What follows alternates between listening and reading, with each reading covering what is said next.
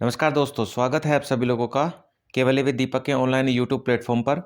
आज की क्लास होगी हमारी Uttar Pradesh GS special. UP के जितने भी एग्जाम हो, चाहे वो यूपी पीसीएस आरओ एआरओ हो, यूपी पुलिस एसआई हो, यूपी पुलिस कांस्टेबल हो या अन्य कोई भी एग्जाम हो, यूपी पीसीएस हो, सभी के अंदर यूपी जीएस का रोल अलग ही रहता है। तो हमें फोकस करना है यूपी की जीएस पर। और ये जो अब मैं सीरीज स्टार्ट करने वाला हूँ यूपी जीएस स्पेशल, इसका पार्ट फर्स्ट होगा ये आज। तो एंजॉय कीजिए पार्ट फर्स्ट को। वीडियो कैसी लगी आप मेरे को कमेंट बॉक्स में बता सकते हैं। वीडियो अच्छी लगे तो वीडियो को लाइक करें, शेयर करें और चैनल को सब्सक्राइब जरूर करें। चलिए शुरू करते हैं उत्तर प्रदेश स्पेशल। पहला क्वेश्चन क्या है आपका? पहला क्वेश्चन है क्षेत्रफल। उत्तर प्रदेश का क्षेत्रफल कितना है? तो उत्तर प्रदेश का जो आपका क्षेत्रफल है भारत के कुल भौगोलिक क्षेत्रफल का 7% है। ठीक है, उत्तर प्रदेश का क्षेत्रफल भारत के कुल भौगोलिक क्षेत्रफल का कितना परसेंट है? कुल 7% है। क्षेत्रफल की दृष्टि से उत्तर प्रदेश भारत में कौन से नंबर पर आता है? तो ये आता है चौथे नंबर पर। राजधानी क्या है यूपी की? यूपी की राजधानी है लखनऊ। अगर हम यूपी की बात करें, यूपी के सीमावर्ती जो इलाके हैं उस पर कौन कौन से देश, कौन कौन से राज्य लगे हुए हैं?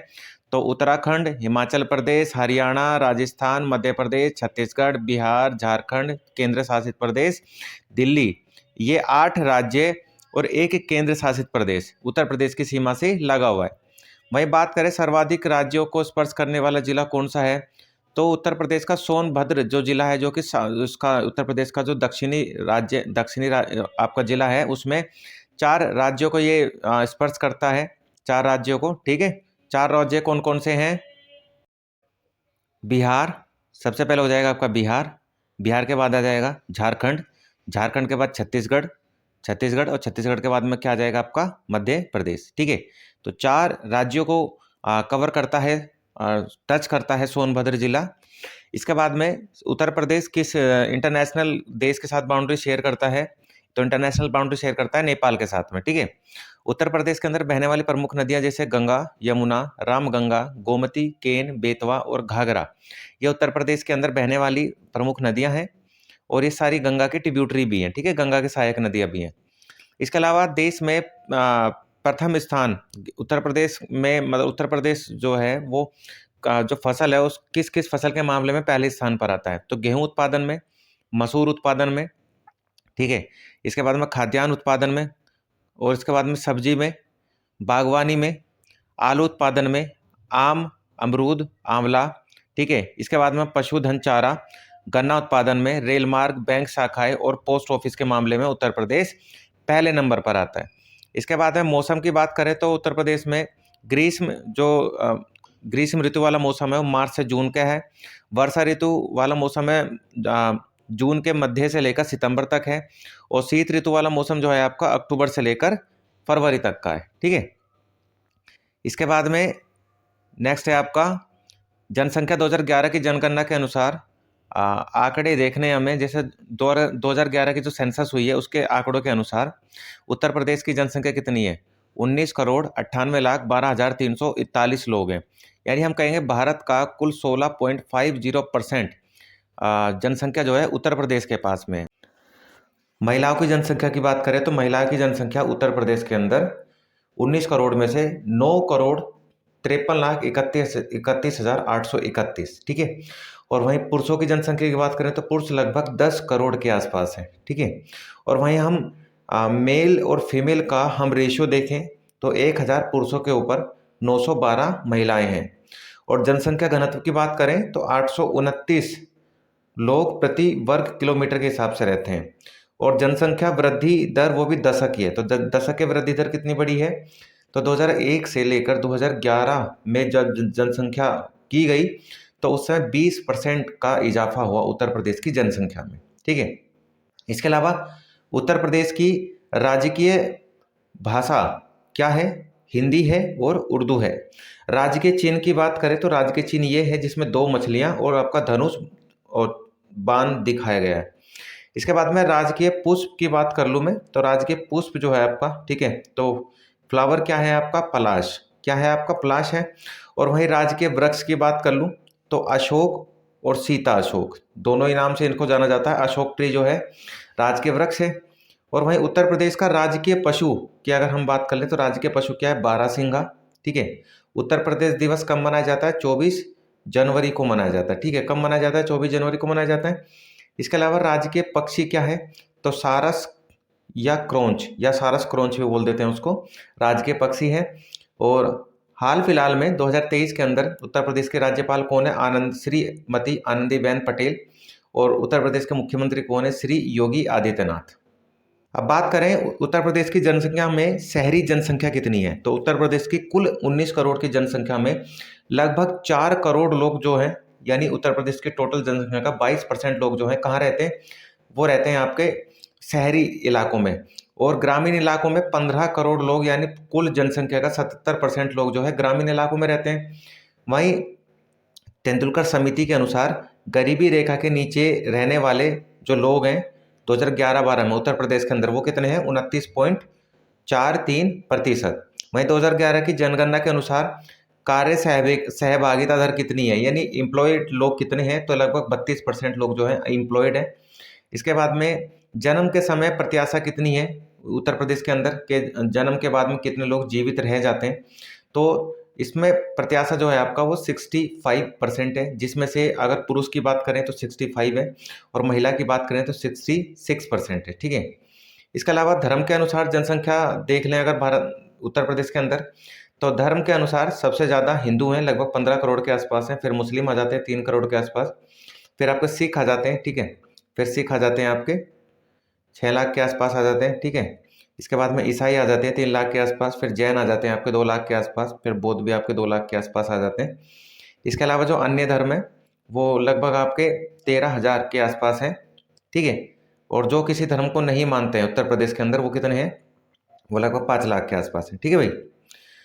और उत्तर प्रदेश की टोटल जनसंख्या कितनी है? 19,98,12,341।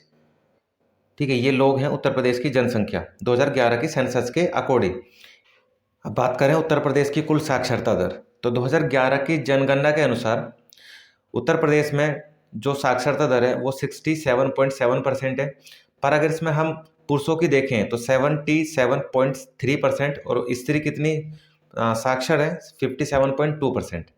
वहीं अगर हम सिटी के अंदर एजुकेशन देखें तो नगरीय साक्षरता 2011 के अनुसार कितनी है? 75%। इसमें पुरुष कितने हैं? 80% है और महिलाएं कितनी है? 69% है।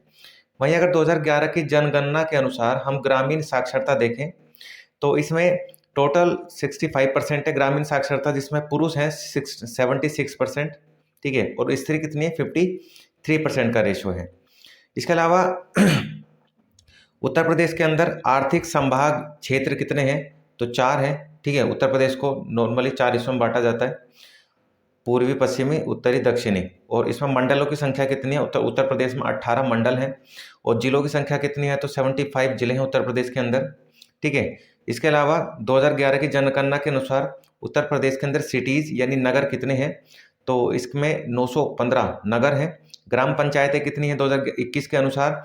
तो ग्राम पंचायतें आपकी जो 58,000, ठीक है, 189 ये हैं आपकी। ठीक है, 58,189 ग्राम पंचायतें हैं।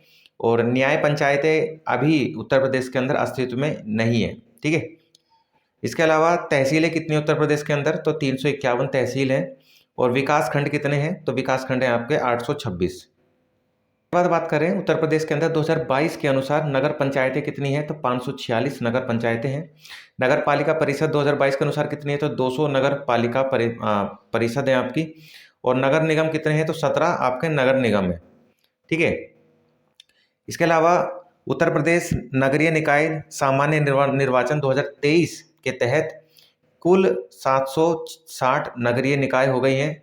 ठीक है। और नगर निगम जो है वो 17 ही हैं आपके। और 199 क्या हो गई हैं आपकी? नगर पालिकाएं हो गई हैं। ठीक है। और इसके अलावा 544 आपकी नगर पंचायतें हैं। और उत्तर प्रदेश के अंदर कुल राजस्व ग्राम की बात करी जाए, कुल राजस्व ग्राम कितने हैं उत्तर प्रदेश के अंदर? तो कुल राजस्व ग्राम है आपके उत्तर प्रदेश के अंदर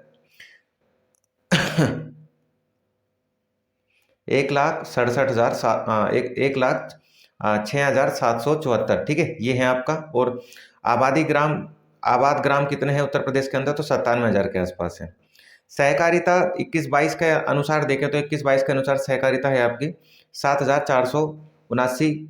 और केंद्रीय सहकारी बैंक कितने हैं तो 50 हैं उत्तर प्रदेश के अंदर। उत्तर प्रदेश कृषि और ग्रामीण विकास बैंक की शाखाएं कितनी है तो 323 है। चिकित्सा स्वास्थ्य की बात कर लें तो चिकित्सा स्वास्थ्य में उत्तर प्रदेश के अंदर एलोपैथिक चिकित्सालय कितने हैं तो 5,000 के आसपास है। आयुर्वेदिक कितने हैं तो 2,000 के आसपास है। होम्योपैथिक कितने हैं तो 1,500 के आसपास है। ठीक है।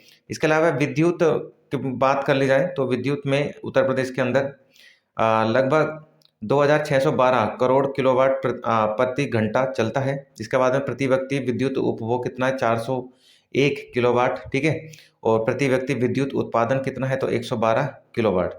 और प्रदेश में विद्युत की कुल संस्थापित क्षमता कितनी है 30 जून 2023 के अनुसार तो आपकी क्षमता है आपकी 31,522 मेगावाट तक। ठीक है। इतनी बिजली उत्पादन कर सकता है उत्तर प्रदेश।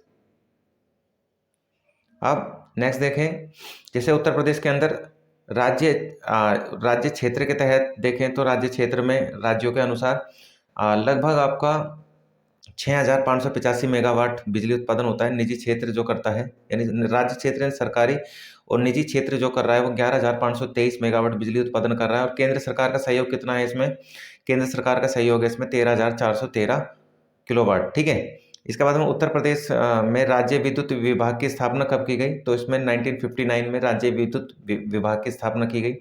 और उत्तर प्रदेश विद्युत नियामक आयोग की स्थापना 1998 के अंदर की गई है। ठीक है। 1998 के अंदर की गई है। इसके बाद में हरदुआंगज ताप विद्युत गृह कहाँ पर है तो ये अलीगढ़ में है और ये 1942 में स्टैब्लिश किया गया। और एकमात्र परमाणु विद्युत केंद्र उत्तर प्रदेश के अंदर है।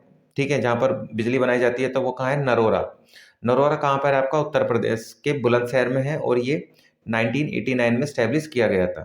ठीक है। इसके अलावा उत्तर प्रदेश के अंदर परिवहन और संचार की बात करें तो उत्तर प्रदेश के अंदर टोटल जो लंबाई है परिवहन की वो कितनी है 712,000 ठीक है किलोमीटर। और ये 2019 और 20 का आंकड़ा है। और टोटल डाकघर कितने हैं तो 17,890 डाकघर हैं। और प्रदेश के अंदर नेशनल हाईवेज की कुल लंबाई कितनी है तो 12,270.23 किलोमीटर। ये राष्ट्रीय राजमार्गों की लंबाई है लगभग 12,000 के आसपास। और राष्ट्रीय राजमार्गों की लंबाई की दृष्टि से देश में उत्तर प्रदेश कौन से स्थान पर आता है तो दूसरे नंबर पर आता है। प्रदेश से होकर गुजरने वाले सबसे लंबे राष्ट्रीय राजमार्ग का संख्या कितनी है तो 19 जो सबसे लंबा राजमार्ग है। ठीक है। और सबसे पुराना भी ये है। इसको हम क्या बोलते हैं राष्ट्रीय राजमार्ग 2 जो है सबसे पुराना राजमार्ग है, सबसे पुराना है। और प्रदेश से होकर गुजरने वाले सबसे लंबे राष्ट्रीय राजमार्ग की संख्या कितनी है 19 है। इसके अलावा उत्तर प्रदेश राज्य सड़क परिवहन निगम की स्थापना कब की गई तो ये की गई 1972 के अंदर 1972 में।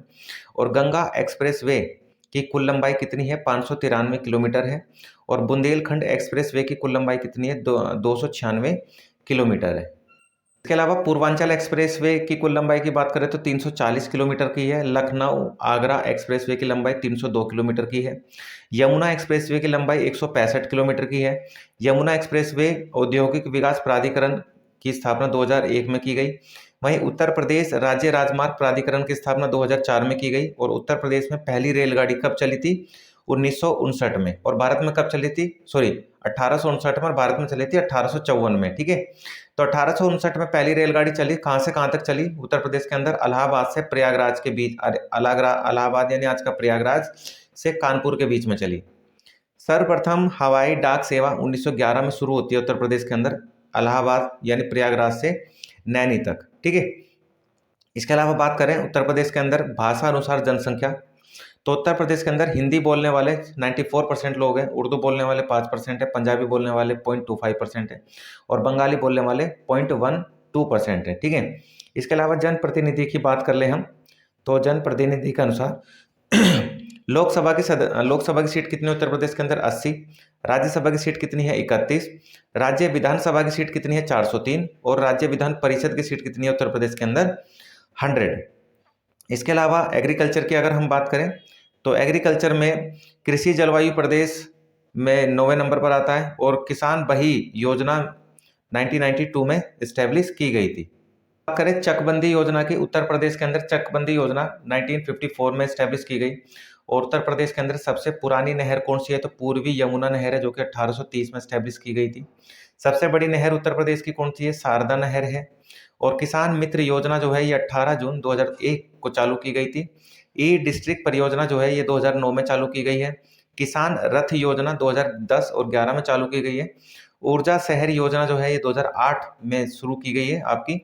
और प्रति व्यक्ति दुग्ध उत्पादन उपलब्धता के मामले में उत्तर प्रदेश कौन से नंबर पर आता है, तो भारत में उत्तर प्रदेश उत्पादन के मामले में 392 ग्राम प्रतिदिन दूध उत्पादन करता है उत्तर प्रदेश। और भारत कितना करता है टोटल, 444। ठीक है, यानी सबसे ज़्यादा उत्तर प्रदेश के अंदर दूध उत्पादन होता है। और दूध उत्पादन परिषद की स्थापना उत्तर प्रदेश के अंदर 1976 में की जाती है। और गोकुल पुरस्कार जो है वो दूध उत्पादन के क्षेत्र में ही दिया जाता है।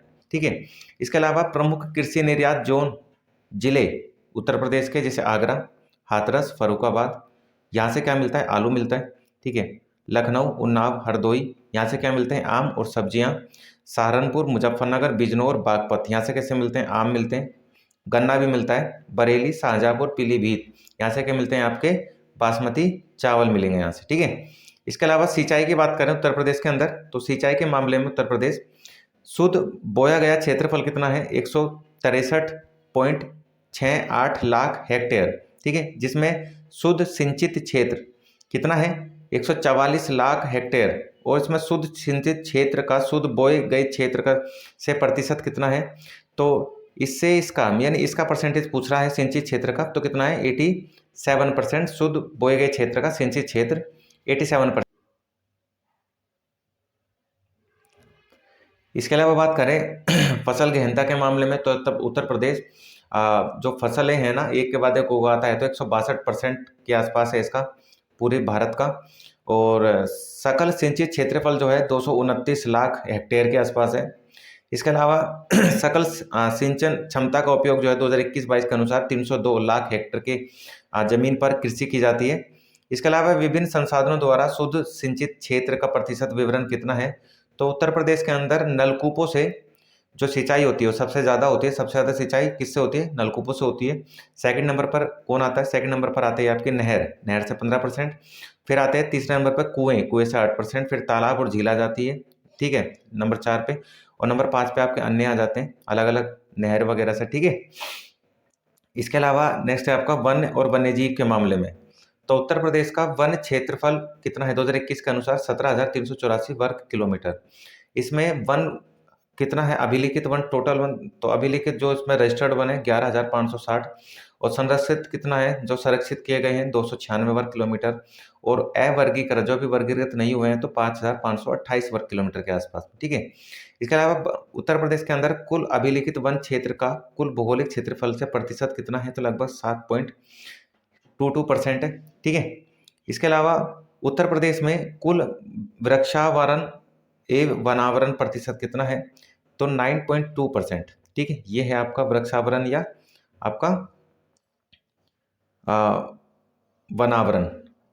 इसके बाद में नेक्स्ट की बात कर लें, तो नेक्स्ट क्या है आपका, नेक्स्ट है आपका वनावरण क्षेत्रफल क्या है, तो वनावरण क्षेत्रफल उत्तर प्रदेश के अंदर 14,817 वर्ग किलोमीटर, जो उत्तर प्रदेश की टोटल भूमि का 6% कवर करता है। ठीक है, और डेंसिटी के हिसाब से बात करें तो आपका हो जाएगा 2,626 वर्ग किलोमीटर, जो कि डेंसिटी के हिसाब से 1.09% कवर करता है। ठीक है, खुले वन कितने हैं, तो 8,161 वर्ग किलोमीटर में खुले वर्ग हैं।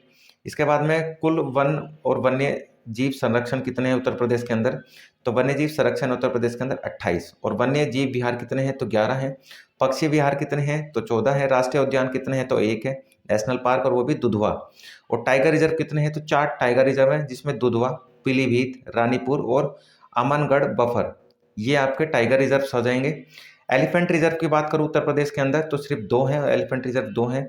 ठीक है, इसके अलावा ISFR 2021 के अनुसार सर्वाधिक एवं सबसे कम वन प्रतिशत वाले 2 जिले, तो सर्वाधिक जिले जिसमें सबसे ज़्यादा वन प्रतिशत है तो सोनभद्र है, और सबसे कम कहाँ पर है, भदोही के अंदर है उत्तर प्रदेश के अंदर। इसके अलावा नेक्स्ट है सबसे पुराना वन्यजीव विहार जो कि 1957 में बना। इसका नाम क्या है उत्तर प्रदेश के अंदर? चंद्रप्रभा वन्य जीव विहार, जो कि चंदौली डिस्ट्रिक्ट के अंदर उत्तर प्रदेश में, ठीक है। इसके अलावा सबसे बड़ा वन्य जीव विहार हस्तिनापुर के अंदर है। सबसे बड़ा वन्य जीव क्या है? हस्तिनापुर के अंदर, जिसका क्षेत्रफल कितना है? 2073 वर्ग किलोमीटर। और सबसे छोटा वन्य जीव विहार कहाँ पर है? महावीर स्वामी वन्य जीव विहार, ये आपके ललितपुर जिले के अंदर है। इसके बाद बात करें सबसे बड़ा पक्षी वन्य जीव विहार उत्तर प्रदेश के अंदर, क्या नाम है उसका? तो लाख बहोसी पक्षी वन्य जीव विहार, जो कि कन्नौज जिले के अंदर सबसे बड़ा है, लाख बहोसी। और सबसे छोटा पक्षी वन्य जीव विहार जो है सेखा पक्षी वन्य जीव विहार है, जो भी अलीगढ़ के अंदर। और पहला ग्राम वन कहाँ पर स्टैब्लिश किया गया है? तो बेलहत्ती ग्राम सोनभद्र के अंदर, ठीक है। इसके बाद में उत्तर प्रदेश के अंदर जान लेते हैं कौन कौन से खनिज मिलते हैं। और तो उत्तर प्रदेश के अंदर एक भूतत्व एवं खनिज कर्म निदेशालय है, जिसकी स्थापना 1955 में की गई थी। उत्तर प्रदेश राज्य खनिज विकास निगम 23 मार्च 1974 को स्टैब्लिश किया गया था। और प्रथम खनिज नीति उत्तर प्रदेश के अंदर 1998 में बनाई जाती है, ठीक है, खनिज विकास का को उद्योगों का दर्जा देने के लिए। उत्तर प्रदेश में यूरेनियम जो मिलता है वो ललितपुर जिले में मिलता है। और हीरा उत्तर प्रदेश के अंदर कहाँ मिलता है? बांदा के अंदर मिलता है, ठीक है। उत्तर प्रदेश में हीरा कहाँ मिलता है? बांदा में। इसके अलावा उद्योगों की दृष्टि से देखें तो उत्तर प्रदेश में सबसे बड़ा उद्योग जो है वो कौन सा है? हथकरघा उद्योग है, कृषि के बाद में, ठीक है।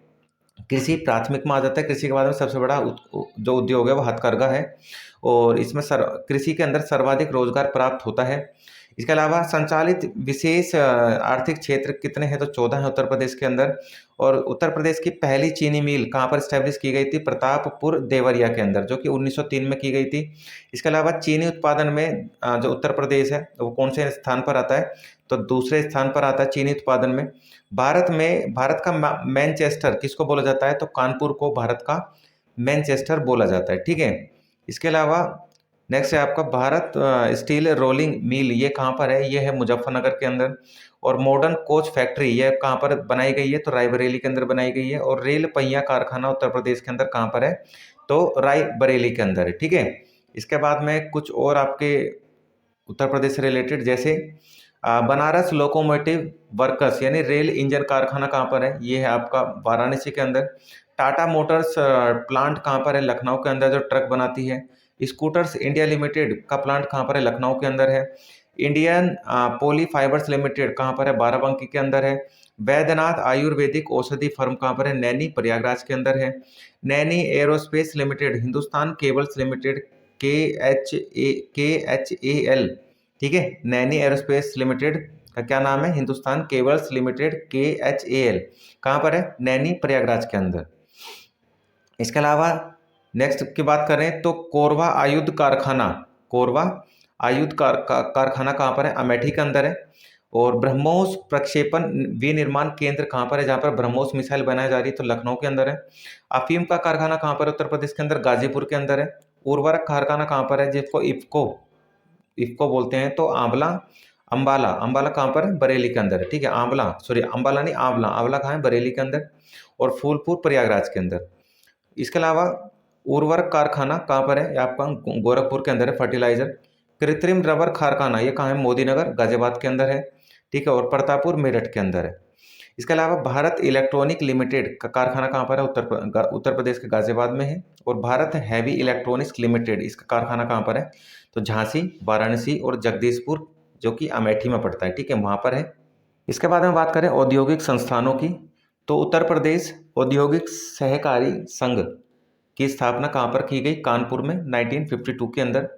और उत्तर प्रदेश वित्तीय निगम की स्थापना कानपुर में 1954 में की गई। इसके अलावा उत्तर प्रदेश लघु उद्योग निगम लिमिटेड की स्थापना कानपुर में 1958 में की गई। और उत्तर प्रदेश निर्यात निगम लिमिटेड की स्थापना लखनऊ 1966 में की गई, ठीक है। इसके अलावा नेक्स्ट है आपका उत्तर प्रदेश के अंदर हस्तशिल्प विकास और विपणन निगम लिमिटेड की स्थापना कब की गई? 2008 के अंदर।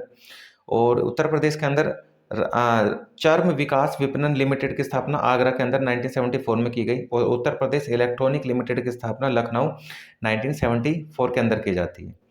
इसके अलावा उत्तर प्रदेश विकास प्राधिकरण की स्थापना जो है वो कानपुर में 1961 में की जाती है, आपकी विकास प्राधिकरण की स्थापना, ठीक है, कानपुर 1961 में। नवीन ओखला औद्योगिक विकास प्राधिकरण कहाँ पर है? ये आपका नोएडा के अंदर है, गौतम बुद्ध नगर में। गोरखपुर औद्योगिक विकास प्राधिकरण, ये कहाँ पर है? ये गोंडा गोरखपुर के अंदर है, तो गींडा गोरखपुर के अंदर। ठीक है। सतहरिया औद्योगिक विकास प्राधिकरण, ये कहाँ पर है? सीडा जौनपुर के अंदर है। और वृहद नवीन ओखला औद्योगिक विकास प्राधिकरण कहाँ पर है? आपका ग्रेटर नोएडा गौतम बुद्ध नगर के अंदर है। इसके बाद में लखनऊ औद्योगिक विकास प्राधिकरण, इसकी स्थापना लीडा लखनऊ में की गई थी। ठीक है। भदोही औद्योगिक विकास प्राधिकरण बीडा भदोही के अंदर है। यमुना एक्सप्रेस वे विकास प्राधिकरण कहाँ पर है? येईडा। ठीक है। इसके अलावा उत्तर प्रदेश एक्सप्रेस वेज औद्योगिकरण विकास प्राधिकरण यूपीडा। ठीक है। इसके अलावा उत्तर बुंदेलखंड औद्योगिक विकास प्राधिकरण क्या है इसका? बीडा। इसके अलावा नेक्स्ट है आपका पर्यटन विभाग के मामले में, तो पर्यटन विभाग के मामले में 1956 में, पर्यटन विभाग के मामले में 1956 में स्थापना की गई थी इसकी। पर्यटन निदेशालय की स्थापना 1972 में। उत्तर प्रदेश पर्यटन विकास निगम की स्थापना 1974 में। पर्यटन को उद्योग का दर्जा देने के लिए पर्यटन नीति स्थापित की गई 1998 में। नई पर्यटन नीति कब स्थापित की गई? 2022 के अंदर। और हेरिटेज आर्क उत्तर प्रदेश के अंदर कितने हैं? 3 है। कहाँ कहाँ है? आगरा, लखनऊ एंड वाराणसी। और मैत्रेय परियोजना बौद्ध स्थलों का विकास। ठीक है। मैत्रेय परियोजना का लक्ष्य क्या है? बौद्ध स्थलों का विकास करना है। इसके अलावा यूनेस्को की विश्व धरोहर सूची में शामिल स्मारक कौन सा है? तो ताजमहल है। ठीक है, जो कि 1983 में बनाया गया। आगरा के किला है 1983 में बनाया गया। और फतेहपुर सीकरी जो कि 1986 में बनाया गया। यूनेस्को की अमृत सांस्कृतिक विरासत सूची में शामिल धरोहर जैसे रामलीला 2008 में और कुंभ मेला 2017 में। इसके अलावा माननीय काशीराम पर्यटन प्रबंधन संस्थान, ये कहाँ पर है? चिन्हट लखनऊ के अंदर है। इसके अलावा बात करें राज्य ललित अकादमी, ये कहाँ पर है? लखनऊ के अंदर है। 1962 में इसकी स्थापना की जाती है राज्य ललित अकादमी की। ठीक है। इसके अलावा उत्तर प्रदेश संगीत अकेडमी कहाँ पर है? लखनऊ के अंदर है। 1969 में इसकी स्थापना की जाती है। भारतेंदु नाट्य अकादमी लखनऊ के अंदर है। 1975 में स्थापना की जाती है। भारत राष्ट्रीय कथक संस्थान की स्थापना लखनऊ के अंदर की जाती है। जनजाति एवं लोक कला संस्कृति संस्थान, ये लखनऊ के अंदर है। ठीक है। कला एवं शिल्प महाविद्यालय, ये लखनऊ के अंदर है। 1911 में इसकी स्थापना की जाती है। इसके अलावा नेक्स्ट है आपका भारतीय कला भवन, भारतीय कला भवन, इसकी स्थापना जो है वो वाराणसी में 1920 के अंदर की जाती है। उत्तर प्रदेश चलचित्र निगम 1975 में की जाती है इसकी स्थापना। एकमात्र शास्त्रीय नृत्य, ठीक है, कौन सा है उत्तर प्रदेश का? कथक। भारत खंडे संगीत संस्थान की स्थापना 1966 में की गई। ठीक है। अब क्या है वो? भारत खंडे संस्कृति विश्वविद्यालय। इसके अलावा पूर्व नाम मेरिस कॉलेज ऑफ म्यूजिक था इसका नाम भारत खंडे का। अब स्थापना करके क्या बन गया? भारत खंडे सांस्कृतिक विश्वविद्यालय। ठीक है। इसके बाद में नेक्स्ट है आपका मोतीलाल नेहरू बाल संग्रहालय, कहाँ पर है? तो ये है आपका लखनऊ में। और स्थापना कब की गई? 1957 में। इसके अलावा उत्तर प्रदेश राजकीय अभिलेखागार कहाँ पर है? लखनऊ के अंदर है। ठीक है, लखनऊ के अंदर है। और सर्वाधिक मेले जो है वो कहाँ पर लगते हैं उत्तर प्रदेश के अंदर? मथुरा के अंदर लगाए जाते हैं सर्वाधिक मेले। इसके अलावा नेक्स्ट है आपका कुषाण व गुप्त युगीन संस्कृति का एकमात्र संग्रहालय कहाँ पर है? तो वो है आपका मथुरा के अंदर।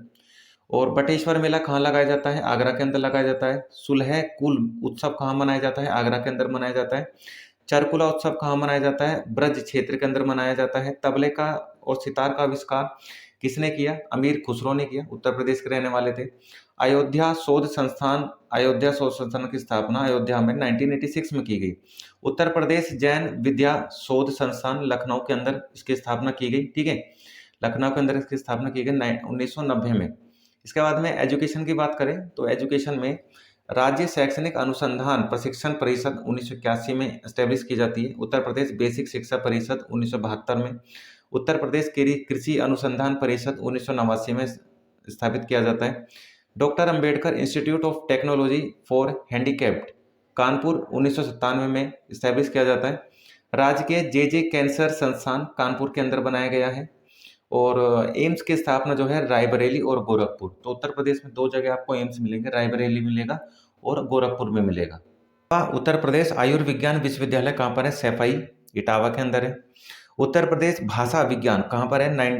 ये आपका उत्तर प्रदेश भाषा विज्ञान की स्थापना 1958 में की गई थी। उत्तर प्रदेश संस्कृत संस्थान की स्थापना 1976 में की गई थी। हिंदी संस्थान की स्थापना 1976 में की गई थी।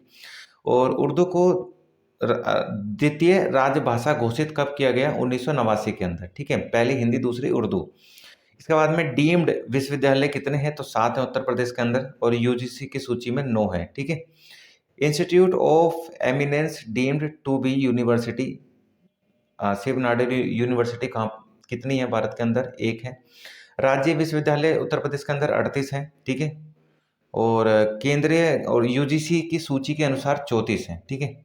इसके अलावा केंद्रीय विश्वविद्यालय 6 हैं उत्तर प्रदेश के अंदर, और निजी विश्वविद्यालय कितने हैं? 31 हैं। इसके अलावा कुल विश्वविद्यालय की बात करें तो यूजीसी के अनुसार 32 है, वैसे 83 हैं, और यूजीसी में 82 आते हैं, ठीक है। इसके अलावा उत्तर प्रदेश में स्थित केंद्रीय विश्वविद्यालयों के नाम हमें देखने हैं। तो सबसे पहला है अलीगढ़ मुस्लिम विश्वविद्यालय, जो कि अलीगढ़ में है। बनारस हिंदू विश्वविद्यालय, जो कि वाराणसी में है। बाबा साहेब भीमराव अंबेडकर विश्वविद्यालय, जो कि लखनऊ में है। इलाहाबाद विश्वविद्यालय, जो कि प्रयागराज में है। राजीव गांधी राष्ट्रीय विमानन विश्वविद्यालय, जो कि अमेठी में है। और रानी लक्ष्मीबाई केंद्रीय कृषि विश्वविद्यालय, जो कि झांसी के अंदर है आपका, ठीक है। इसके बाद में नेक्स्ट है आपका पॉलिटेक्निक राजकीय। तो भारत में पॉलिटेक्निक कॉलेज कितने हैं? 168 हैं। औद्योगिक प्रशिक्षण संस्थान कितने हैं? 304 हैं। राजकीय इंजीनियरिंग कॉलेज कितने हैं? 12 हैं। सरकारी मेडिकल कॉलेज कितने हैं? 35 हैं। निजी मेडिकल कॉलेज कितने हैं? 30 हैं। इनमें नर्सिंग, फार्मेसी, आयुर्वेदिक, होम्योपैथिक, यूनानी कॉलेज सम्मिलित नहीं है, ठीक है। इसके अलावा निर्माणाधीन प्रस्तावित राज्य विश्वविद्यालय की बात करें तो एक है आपका महात्मा बुद्ध कृषि एवं प्रौद्योगिकी विश्वविद्यालय, जो कि कुशीनगर में बनने वाला है। माननीय माँ विंध्यास्विनी राज्य विश्वविद्यालय कहाँ पर है? विंध्याचल मंडल के अंदर है। माँ पाटेश्वरी देवी राज्य विश्वविद्यालय कहाँ बनाया जा रहा है? देवी पाटन मंडल के अंदर। राज्य विश्वविद्यालय मुरादाबाद मंडल के अंदर। मेजर ध्यानचंद क्रीड़ा विश्वविद्यालय मेरठ के अंदर। उत्तर प्रदेश पुलिस और फोरेंसिक साइंस विश्वविद्यालय, ये कहाँ है आपका? ये लखनऊ के अंदर मनाया जा रहा है। इसके बाद बात करें केंद्रीय औषधि अनुसंधान संस्थान, इसकी स्थापना लखनऊ में की जाती है। राष्ट्रीय सरकारा संस्थान एनएसआई की स्थापना कानपुर में की जाती है। इसके अलावा वेटनरी जो पशु चिकित्सक होते हैं, इन ये कहाँ पर है? अनुसंधान संस्थान कहाँ पर है? इज्जत नगर बरेली के अंदर है। Indian institute of handloom technology कहाँ पर है? वाराणसी के अंदर है। राष्ट्रीय कृषि वानिकी अनुसंधान केंद्र झांसी के अंदर है। भारतीय गन्ना अनुसंधान संस्थान कहाँ पर है? लखनऊ के अंदर है, ठीक है। इसके अलावा नेक्स्ट है आपका केंद्रीय पक्षी अनुसंधान संस्थान, ये कहाँ पर है? तो ये है आपका इज्जत नगर बरेली के अंदर। भारतीय दलहन अनुसंधान संस्थान कहाँ पर है? कानपुर के अंदर है। Indian institute of vegetable research कहाँ पर है? वाराणसी के अंदर है। हरीश चंद्र अनुसंधान संस्थान कहाँ है? प्रयागराज के अंदर है, ठीक है। सेंट्रल मैंगो रिसर्च स्टेशन कहाँ पर है? आपका ये लखनऊ के अंदर है, ठीक है। और central institute of medicinal and aromatic plants, ये कहाँ पर है आपका? ये भी लखनऊ के अंदर है। इसके अलावा नेक्स्ट है आपका research design and standard organisation कहाँ है? भारतीय रेल से रिलेटेड है और लखनऊ के अंदर है। National bureau of fish genetic resources कहाँ पर है? इसका हेडक्वार्टर लखनऊ के अंदर है, ठीक है। इसके अलावा Indian grain storage management and research institute, ये कहाँ पर है आपका? ये आपका हापुड़ के अंदर है। इसके अलावा नेक्स्ट की बात करें तो राष्ट्रीय सांस्कृतिक संपदा संरक्षण अनुसंधान शाला कहाँ पर है? लखनऊ के अंदर है।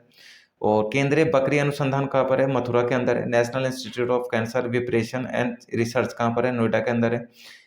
गोविंद वल्लभ पंत राजकीय विश्वविद्यालय संस्थान कहाँ है? प्रयागराज के अंदर है। Central pulp and paper research institute, ये कहाँ पर है आपका? सहारनपुर के अंदर, ठीक है। इसके अलावा भारतीय कालीन प्रौद्योगिकी संस्थान कहाँ पर है? भदोही के अंदर है। राष्ट्रीय उद्यमिता एवं लघु व्यवसाय कहाँ पर है? ये आपका नोएडा के अंदर है, ठीक है। इसके बाद में नेक्स्ट है आपका वीवी गिरी नेशनल लेबर इंस्टीट्यूट कहाँ पर है? तो ये है आपका नोएडा के अंदर। और उत्तर प्रदेश के अंदर कुछ पार्क, कुछ सिटीज़ हैं जो कि प्रस्तावित भी हो सकते हैं और क्रियाशील भी हो सकते हैं। जैसे डिफेंस पार्क कहाँ पर है? कानपुर, झांसी, आगरा और लखनऊ के अंदर। एरोस्पेस पार्क कहाँ कहाँ पर है? लखनऊ, कानपुर, आगरा, मेरठ और गौतम बुद्ध नगर में। रक्षा औद्योगिक गलियारा यानी नोड्स कहाँ कहाँ पर है? अलीगढ़, आगरा, झांसी, चित्रकूट, कानपुर और लखनऊ। क्षेत्रीय साइंस सिटी कहाँ पर है आपकी? लखनऊ के अंदर है। इसके अलावा नॉलेज पार्क जो है उत्तर प्रदेश में कहाँ पर है? तो नॉलेज पार्क उत्तर प्रदेश में ग्रेटर नोएडा के अंदर। डाटा सेंटर पार्क कहाँ है? ग्रेटर नोएडा के अंदर है। ट्रोनिका सिटी कहाँ है? गाजियाबाद के अंदर है, ठीक है। ट्रोनिका सिटी कहाँ है आपका? गाजियाबाद के अंदर। इसके अलावा बात कर ले, ट्रांस गंगा सिटी कहाँ है? उन्नाव के अंदर है। सरस्वती हाईटेक सिटी कहाँ पर है? आपके प्रयागराज के अंदर है। ट्रांस दिल्ली मैनचेस्टर सिटी कहाँ है? गाजियाबाद के अंदर है। दिव्यापुर प्लास्टिक पार्क कहाँ पर है? औरैया के अंदर है। प्लास्टिक सिटी कहाँ है? दिव्यापुर औरैया, ठीक है। प्लास्टिक सिटी किसको बोलते हैं? दिव्यापुर औरैया में। लेदर पार्क कहाँ है? वो लेदर पार्क है आपका आगरा के अंदर। लेगा मेगा लेदर पार्क कहाँ है? मेगा लेदर पार्क आपका कानपुर के अंदर है, ठीक है। मेगा लेदर पार्क कहाँ है? आपका कानपुर के अंदर है। इसके बाद में औद्योगिक पार्क कहाँ पर है आपका? तो औद्योगिक पार्क है आपका ग्रेटर नोएडा गौतम बुद्ध नगर के अंदर और आगरा के अंदर। इसके बाद में वस्त्र एवं परिधान पार्क कहाँ पर है? इसको पीएम मित्र योजना के तहत चालू किया गया है, लखनऊ और हरदोई के। टेक्सटाइल व होजरी पार्क कहाँ पर है? कानपुर के अंदर है। साइंस पार्क कहाँ पर? उत्तर प्रदेश में संडीला, हरदोई व लखनऊ में, ठीक है। टेक्नोलॉजी पार्क कहाँ पर है? बंथर में है, उन्नाव के अंदर। और एपेरल पार्क कहाँ पर है आपका? ट्रोनिका सिटी, गाजियाबाद, नोएडा के अंदर, ठीक है। इसके बाद में बात करें आपका नेक्स्ट है अन्य एसटीपीआई केंद्र यानी नोएडा के नियंत्रणाधीन जो है, तो ये कहाँ कहाँ पर है? कानपुर, लखनऊ, प्रयागराज और मेरठ। मल्टीपल सफारी पार्क कहाँ पर है आपका? ये है आपका एक सफारी पार्क इटावा के अंदर। नाइट सफारी पार्क कहाँ है? ग्रेटर नोएडा, कुकरेल, लखनऊ। विज्ञान और प्रौद्योगिकी उद्यमिता विकास पार्क कहाँ पर है? लखनऊ, कानपुर के अंदर है। जैव प्रौद्योगिकी पार्क कहाँ है? लखनऊ के अंदर है। इलेक्ट्रॉनिक सिटी कहाँ पर है? नोएडा के अंदर है आपका। थीम पार्क कहाँ पर है आपका? आगरा के अंदर है थीम पार्क आपका।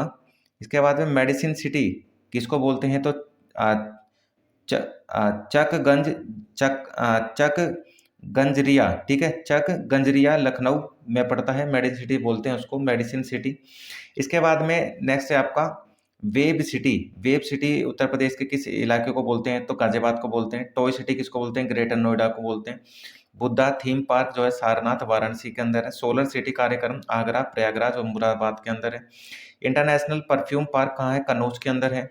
Centre of excellence for Honey कहाँ पर है? सहारनपुर के अंदर है, ठीक है। ये सहारनपुर के अंदर मिलेगा आपको। और Indo Israel centre of excellence for fruit कहाँ पर है आपका? कौशाम्बी के अंदर है।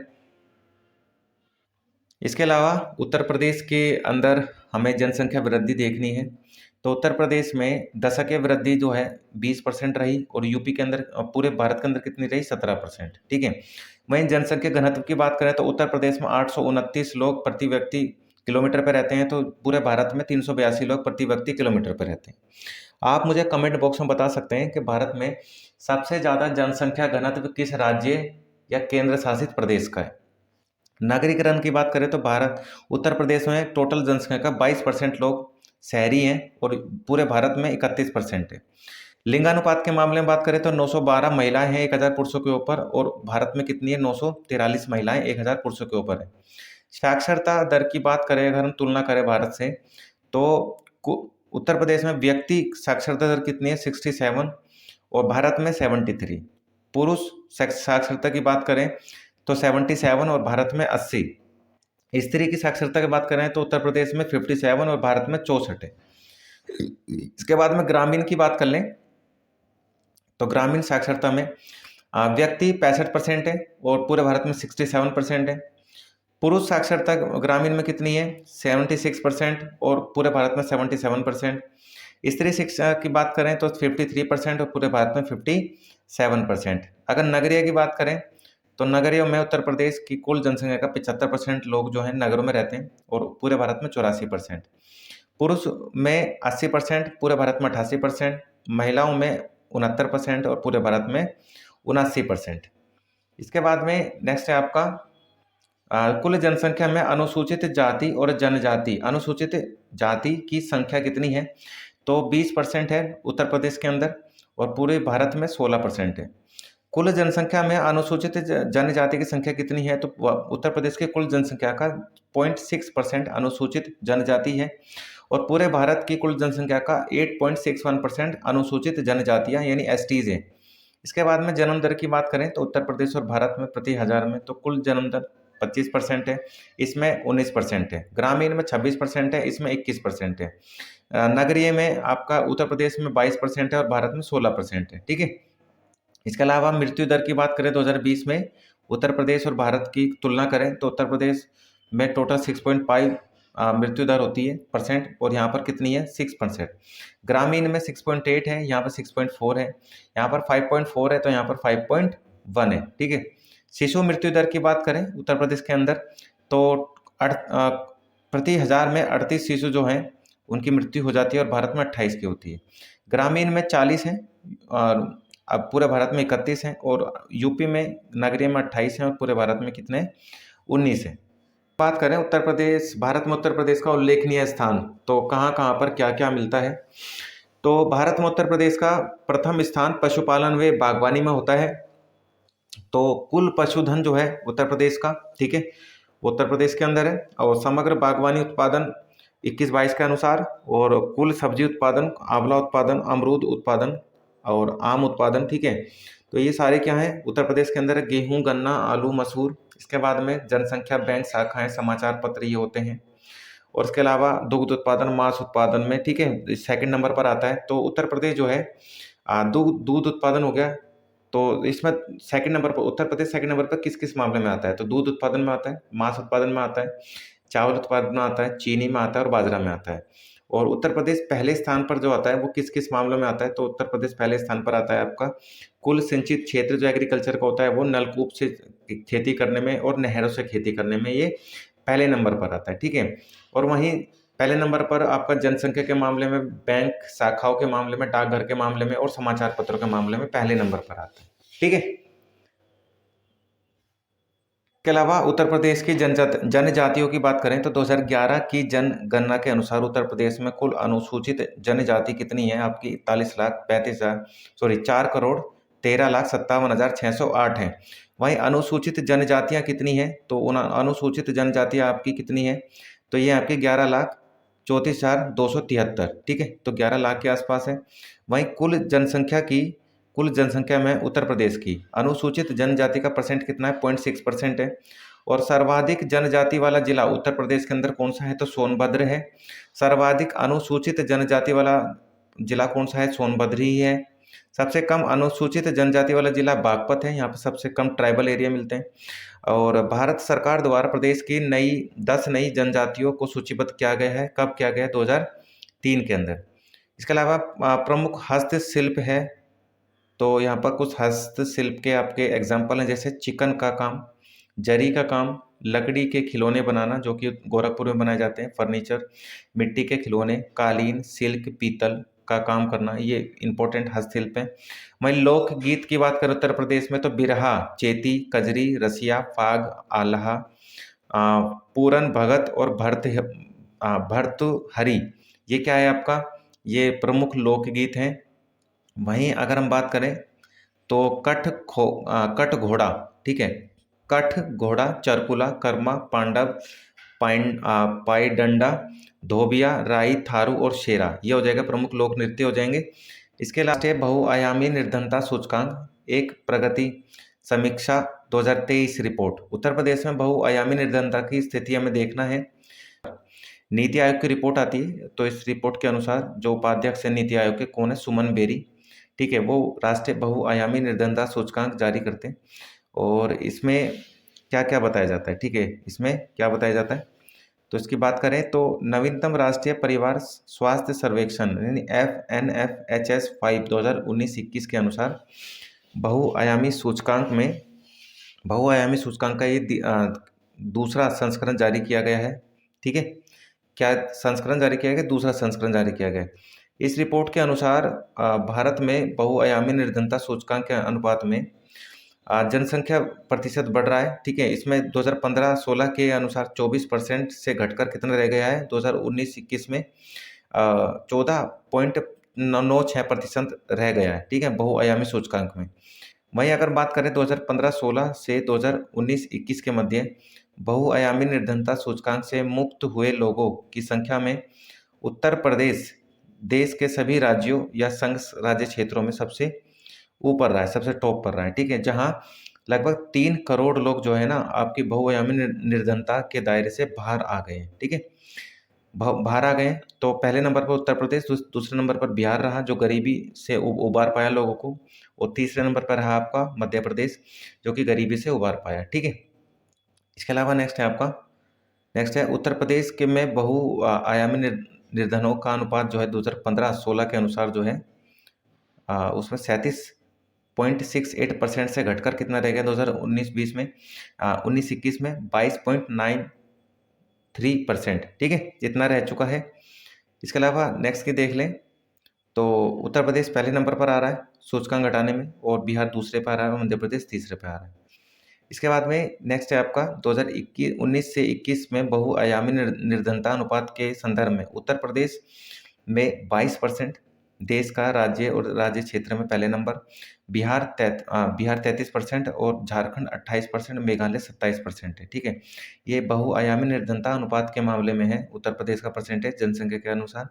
तो इसमें जनसंख्या के मामले में जो उत्तर प्रदेश है वो तीसरे नंबर पर आता है। ठीक है, जो बहुआयामी सूचकांक है, गरीबी सूचकांक, उसमें कौन से नंबर पर आ रहा है? तीसरे पायदान पर आ रहा है, बिहार और झारखंड के बाद में। इसके बाद में जो MPI मॉडल होता है आपका, जिसको इसमें 12 SDG इंडेक्स को शामिल किया गया है, उसके अनुसार ही बताया जाता है कि किस तरीके से कौन सा राज्य गरीब है। बात करें 2019-21 में उत्तर प्रदेश में सर्वाधिक बहुआयामी निर्धनता अनुपात वाले 5 जिले, तो सबसे ज़्यादा निर्धनता किसमें है? सबसे कम, सबसे ज़्यादा गरीब कहाँ रहते हैं? बहराइच में रहते हैं। ठीक है, दूसरे नंबर पर श्रावस्ती है, तीसरे पे बलरामपुर है, चौथे पे बदायूं है, और पांचवें पे आपका सीतापुर आता है। ठीक है, पांचवें पे क्या आता है आपका? सीतापुर आता है। इसके बाद में वर्ष 2015-16 में उत्तर प्रदेश में सर्वाधिक बहुआयामी निर्धनता अनुपात वाले 5 जिले, तो इसमें अनुपात के हिसाब से अगर हम बात करें तो अनुपात के हिसाब से श्रावस्ती पहले नंबर पर है, बहराइच दूसरे नंबर पर है, बलरामपुर तीसरे नंबर पर है, और लखीमपुर खीरी चौथे नंबर पर है, और गोंडा पाँचवें नंबर पर आता है। इसके बाद में नेक्स्ट है 2019-21 में उत्तर प्रदेश में न्यूनतम बहुआयामी सूचकांक वाले राज्य कौन से हैं जिसमें गरीबी जो है बहुत कम है, बिल्कुल न्यून है? तो इसमें पहले नंबर पर आता है आपका गाजियाबाद, दूसरे नंबर पर लखनऊ आता है, तीसरे पर कानपुर आता है, चौथे पर गौतम बुद्ध नगर आता है, और पांचवें पर आता है आपका हापुड़, जिसमें गरीब लोग जो है ना बहुत कम रहते हैं। इसके अलावा 2015-16 में उत्तर प्रदेश में न्यूनतम बहुआयामी निर्धनता सूचकांक वाले 4 जिले कौन कौन से हैं जिसमें न्यूनतम बहुआयामी निर्धनता सूचकांक है? लखनऊ पहले नंबर पर, कानपुर दूसरे नंबर पर, गौतम बुद्ध नगर, और फिर गाजियाबाद। वर्ष 2015-16 और 2019-21 के मध्य उत्तर प्रदेश में बहुआयामी निर्धनता अनुपात में सर्वाधिक प्रतिशत कमी करने वाले 5 जिले कौन कौन से हैं जिसमें गरीबी में सबसे ज़्यादा कमी करी है? तो महाराजगंज, गोंडा, बलरामपुर, कौशाम्बी और लखीमपुर खीरी। इसके बाद में नेक्स्ट है आपका 2015-16 और 2019-21 के मध्य उत्तर प्रदेश में बहुआयामी निर्धनता अनुपात में न्यूनतम प्रतिशतांक कमी वाले राज्य हैं। तो जो बहुआयामी निर्धनता सूचकांक में सबसे कम प्रतिशत दर्जा हासिल करा है तो गौतम बुद्ध नगर पहला और लखनऊ दूसरा हो जाएगा। ठीक है, इसके अलावा सर्वाधिक बहुआयामी निर्धनता सूचकांक तीव्रता में वाले 5 जिले कौन से हैं? तो जो गरीबी जहाँ सबसे ज़्यादा बढ़ी है तो इसमें सबसे 5 जिले जो आपके निकल के आते हैं, सबसे पहला आता है आपका बहराइच। ठीक है, सबसे पहले क्या आता है? बहराइच, दूसरे नंबर पर बलरामपुर, तीसरे पर श्रावस्ती, चौथे पर सिद्धार्थनगर, पांचवें पे कौशाम्बी आता है। इसके बाद में उत्तर प्रदेश में न्यूनतम बहुआयामी निर्धनता तीव्रता वाले, यानी जो निर्धन जो लोग हैं, गरीब जो लोग हैं वो बड़े न्यूनतम तरीके से बढ़े हैं, तो बहुत कम गरीब लोग बढ़े हैं। तो उसमें गौतम बुद्ध नगर पहले नंबर पर आता है और जौनपुर आता है दूसरे नंबर पर। ठीक है, इसके बाद में उत्तर प्रदेश में सर्वाधिक MPI स्कोर वाले 5 जिले कौन कौन से हैं मल्टीपल पॉवर्टी इंडेक्स में? बहराइच पहले नंबर पर है, श्रावस्ती दूसरे नंबर पर है, बलरामपुर तीसरे नंबर पर है, सीतापुर चौथे पर है, और बदायूं पांचवें नंबर पर आता है।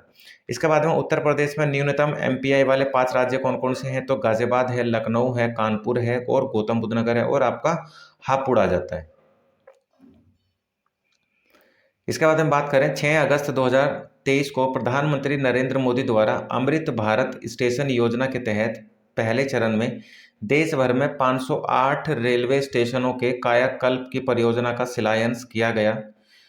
तो इस चरण में उत्तर प्रदेश के रेलवे स्टेशन को, कितने रेलवे स्टेशनों को शामिल किया गया है अमृत भारत स्टेशन योजना के तहत? तो 55 रेलवे स्टेशन को शामिल किया गया है। ठीक है, इसके बाद में बीडा के गठन का विकास हेतु स्वीकृति प्रदान की गई है। तो बीडा जो है यानी उत्तर प्रदेश मंत्रिमंडल द्वारा बुंदेलखंड औद्योगिक विकास प्राधिकरण बीडा की जो गठन किया जा रहा है, तो उसमें 5,000 करोड़ का आपका खर्चा आएगा। ठीक है। इसके अलावा नेक्स्ट है आपका उत्तर प्रदेश सौर ऊर्जा नीति 2022 के तहत अयोध्या शहर को मॉडल सोलर सिटी के रूप में विकसित करने हेतु क्या किया जा रहा है, तो सरयू नदी के निकट 40 मेगावाट का एक विद्युत परियोजना विकसित करी जा रही है। ठीक है। इसके अलावा सितंबर 2023 में देश में पहली मोटो जीपी वर्ल्ड चैंपियनशिप रेस का आयोजन कहाँ पर किया गया, तो देश की पहली मोटो जीपी वर्ल्ड चैंपियनशिप रेस का आयोजन Buddha international circuit greater Noida के अंदर किया गया। इसके बाद में 1 अगस्त 2023 को उत्तर प्रदेश मंत्रिमंडल द्वारा अनुमोदित विधेयक के अनुसार उत्तर प्रदेश शिक्षा सेवा चयन आयोग में कितने लोग होंगे, एक अध्यक्ष होगा और 12 सदस्य होंगे। ठीक है।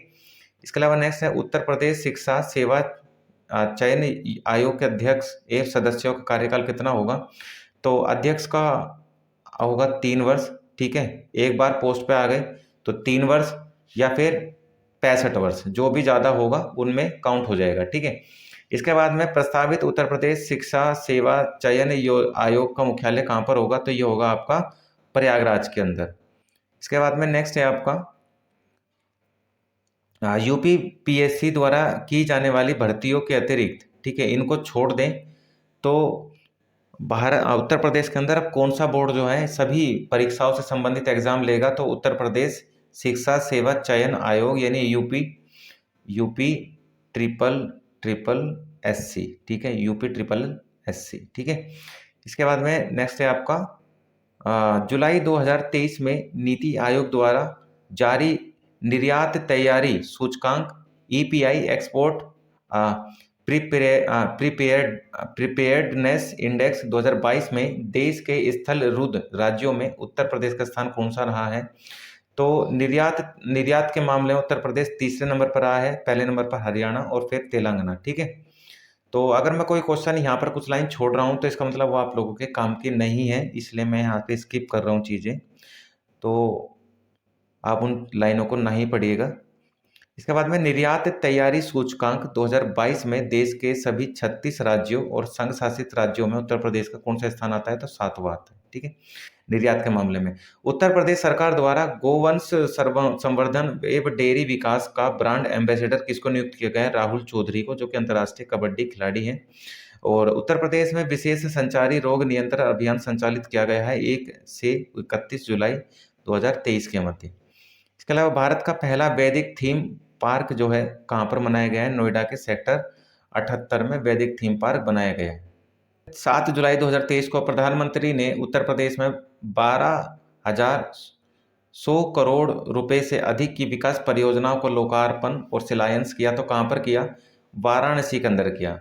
ठीक है। तो प्रधानमंत्री नरेंद्र मोदी जो लोकसभा सांसद हैं वो वाराणसी से ही हैं। इसके बाद में 7 जुलाई 2023 को प्रधानमंत्री ने गोरखपुर रेलवे स्टेशन से 2 वंदे भारत एक्सप्रेस ट्रेनों को हरी झंडी दिखाकर उनको रवाना किया। ठीक है। तो ट्रेनों का नाम क्या है, गोरखपुर लखनऊ वंदे भारत एक्सप्रेस और जोधपुर अहमदाबाद, ठीक है, जो कि साबरमती तक जाएगी वंदे भारत एक्सप्रेस। और ये कहाँ से शुरू की गई है, ये गोरखपुर रेलवे स्टेशन से शुरू की गई है। ठीक है।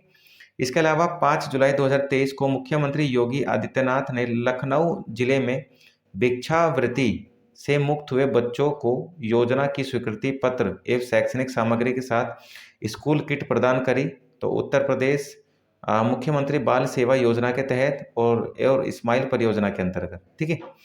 इसके बाद में नेक्स्ट है 4 जुलाई 2023 को मुख्यमंत्री योगी आदित्यनाथ बेसिक शिक्षा विभाग उत्तर प्रदेश एवं संपर्क फाउंडेशन की पहल संपर्क स्मार्ट पाठशाला स्मार्ट ब्लॉक कार्यक्रम में शामिल किया गया है, तो गोरखपुर में किया गया है। इसके बाद में प्रतियोगी परीक्षाओं के अभ्यर्थियों को निःशुल्क कोचिंग प्रदान करने हेतु राज्य सरकार द्वारा संचालित योजना का नाम क्या है, मुख्यमंत्री अभ्युदय योजना। ठीक है। ये आपकी जो सिविल सर्विसेज होती हैं उनसे रिलेटेड है। इसके अलावा 29-30 जून 2023 के मध्य उत्तर प्रदेश में राज्यों केंद्र शासित प्रदेशों के श्रम व रोजगार सचिवों की 2 दिवसीय बैठक का आयोजन कहाँ पर किया गया, आगरा के अंदर किया गया। ठीक है। इसके अलावा नेक्स्ट है आपका 26 जून 2023 को मुख्यमंत्री योगी आदित्यनाथ ने एकीकृत पैक हाउस से खाड़ी देशों के निर्यात किए जाने वाले लंगड़ा आम और हरी सब्जियों के कंटेनर्स को फ्लैग ऑफ किया है। तो किसने किया है? वाराणसी में। 25 जून 2023 को मुख्यमंत्री योगी आदित्यनाथ ने एडवर्ड टेक्नोलॉजीज के रोबोटिक विनिर्माण संयंत्र बोट वर्स का लोकार्पण किया ग्रेटर नोएडा से, जो कि गौतम बुद्ध नगर में है। 25 जून 2023 को गौतम बुद्ध नगर जिले में रामनाथ गोयंका मार्ग का उद्घाटन किया गया मुख्यमंत्री योगी आदित्यनाथ ने। ठीक है। इसके अलावा नेक्स्ट है, उत्तर प्रदेश में रीजनल फिल्म सिटी खोली जाएगी। तो कहाँ पर खोली जाएगी रीजनल फिल्म सिटी? गोरखपुर के अंदर। यूपी बोर्ड के सिलेबस में शामिल क्या किया गया है? वीर सावरकर की जीवनी यूपी बोर्ड के सिलेबस में ऐड की गई है। मिस उत्तर प्रदेश 2023 का खिताब किसने जीता है? तो मुस्कान गुप्ता ने जीता है, जो कि लखनऊ की रहने वाली है। उत्तर प्रदेश में विश्व का पहला एशियाई किंग गिद्ध संरक्षण केंद्र कहाँ पर बनाया गया है? महाराजगंज जिले के अंदर। इसके अलावा उत्तर प्रदेश में बंदरों के लिए समर्पित वानर वन बनाए जाएंगे। तो कहाँ पर बनाए जा रहे हैं वानर वन? लखनऊ के अंदर। उत्तर प्रदेश में प्लास्टिक पार्क बनाया जाएगा यमुना एक्सप्रेसवे पर।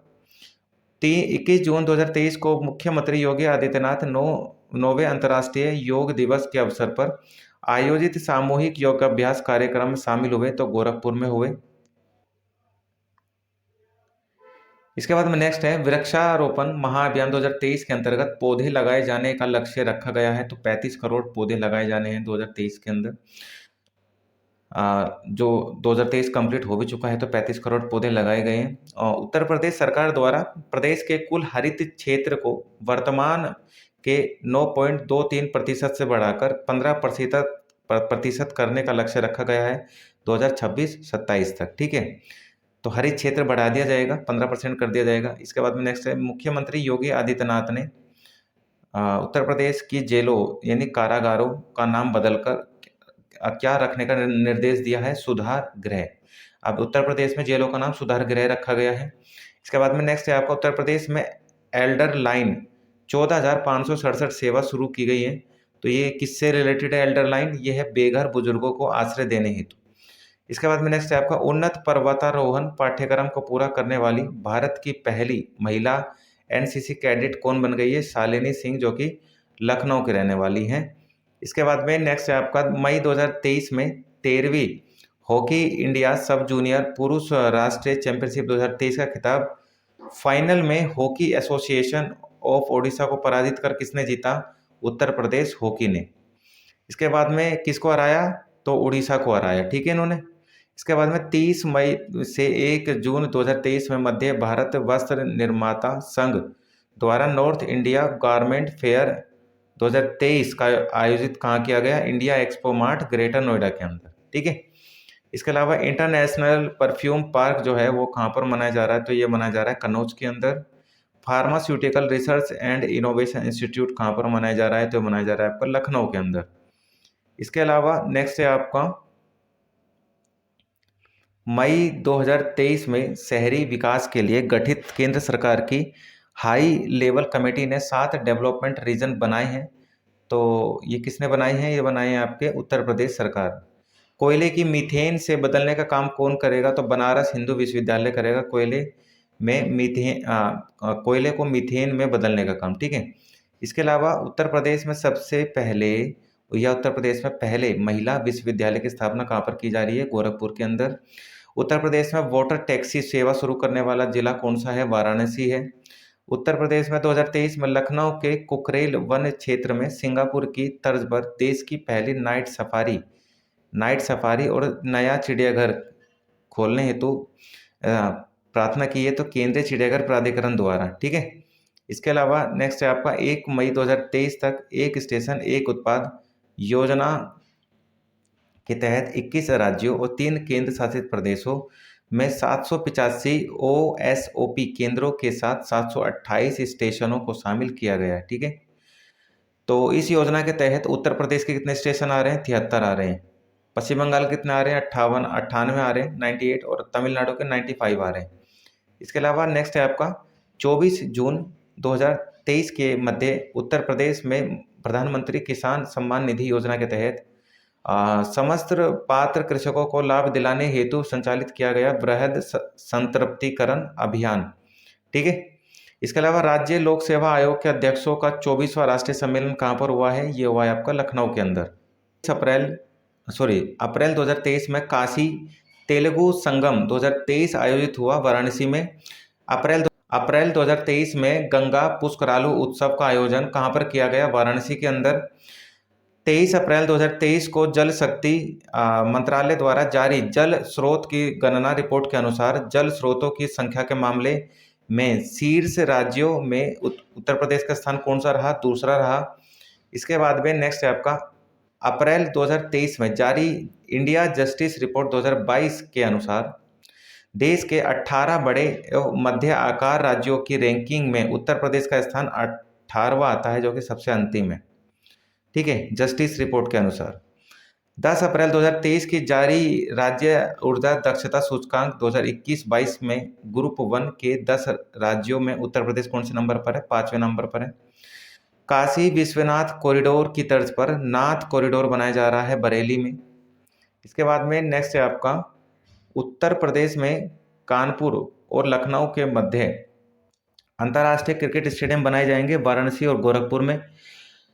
फरवरी 2023 की पत्र सूचना ब्यूरो की विज्ञप्ति के अनुसार अमृत भारत स्टेशन योजना के तहत उन्नयन आधुनिकीकरण हेतु 1275 स्टेशन चयनित किए गए, जिसमें से उत्तर प्रदेश में कितने हैं? 149। ठीक है। इसके अलावा 8 अप्रैल 2023 को मुख्यमंत्री योगी आदित्यनाथ ने पेप्सिको की फ्रेंचाइजी वरुण बेवरेज लिमिटेड के उत्पादन व बॉटलिंग प्लांट का शिलान्यास किया, तो गोरखपुर में किया गया। इसके बाद में नेक्स्ट है आपका 19 मार्च 2023 को मुख्यमंत्री योगी आदित्यनाथ ने नवनिर्मित श्री राम नाम स्तूप व श्री रामलला भवन का लोकार्पण किया अयोध्या के अंदर। मार्च 2023 में वन वर्ल्ड टीवी समिट 2023 का आयोजन वाराणसी में किया गया। मार्च 2023 में 71वीं Akhil Bharatiya police athletics cluster championship 2022-23 कहाँ पर आयोजित की गई? लखनऊ में। 12 मार्च 2023 को मुख्यमंत्री योगी आदित्यनाथ ने अंकुर उद्योग लिमिटेड के इंटीग्रेटेड स्टील प्लांट का उद्घाटन कहाँ पर किया गया? तो ये किया गया आपका गोरखपुर के अंदर। इसके बाद में नेक्स्ट है 11 मार्च 2023 को उपराष्ट्रपति जगदीप धनखड़ ने शहीद कोतवाल धन सिंह गुर्जर की प्रतिमा का अनावरण किया, तो कोतवाल धन सिंह गुर्जर पुलिस प्रशिक्षण विश्वविद्यालय मेरठ। 5 मार्च 2023 को मुख्यमंत्री योगी आदित्यनाथ ने बर्जर पेंट्स इंडिया लिमिटेड की एशिया की सबसे बड़ी मल्टी प्रोडक्ट्स पेंट्स फैक्ट्री का वर्चुअल माध्यम से उद्घाटन किया संडीला औद्योगिक क्षेत्र हरदोई में। ठीक है। इसके बाद में नेक्स्ट है 17 फरवरी 2023 को मुख्यमंत्री योगी आदित्यनाथ ने महाराजा खेत सिंह खंगार जूदेव की प्रतिमा का अनावरण किया बांदा से।